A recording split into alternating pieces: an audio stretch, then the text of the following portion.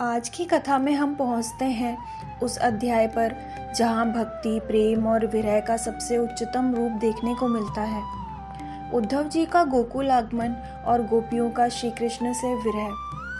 द्वारका में श्री कृष्ण विराजमान है, लेकिन जब उन्हें गोपियों की पीड़ा और प्रेम का स्मरण आता है तो वे सोचते हैं इन प्रेममयी आत्माओं को भक्ति का गुण ज्ञान देना चाहिए।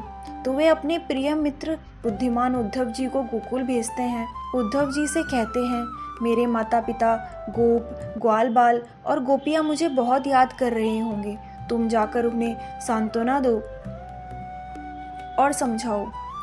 उद्धव जी रथ में बैठकर गोकुल पहुंचे। गांव का दृश्य बदला नहीं था, किंतु गोपियों की आंखें श्री कृष्ण को ढूंढती थी। जहां पहले कृष्ण बांसुरी बजाते थे, अब वहां सन्नाटा था।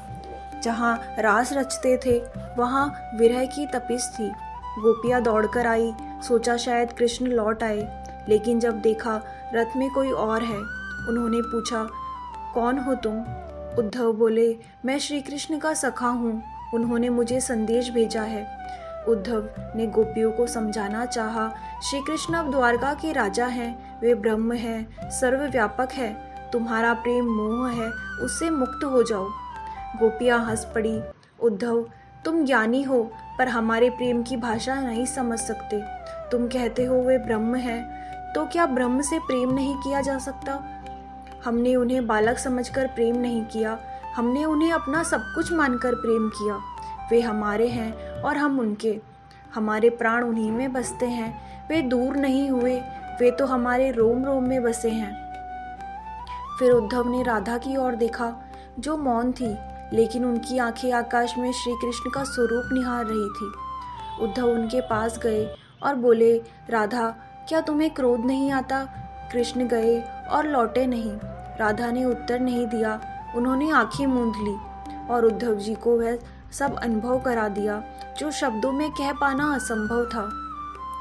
वो बंसी की धुन अब नहीं सुनाई देती, पर हृदय में वही राग अब भी गूंजता है। श्री कृष्ण गए नहीं, वो तो राधा बनकर राधा में ही समा गए हैं। उद्धव जी स्तब्ध रह गए। वे जो ज्ञान का दीप लेकर आए थे, यहाँ आकर उन्होंने भक्ति का सूरज देखा। मैं जिसे ज्ञान कहता था, वह तो इन गोपियों की भक्ति के आगे तुच्छ है। उन्होंने श्री कृष्ण को पत्र लिखा, प्रभु, आपने मुझे ज्ञान देने भेजा था, लेकिन मैं यहाँ भक्ति के अर्थ सीखकर लौट रहा हूँ।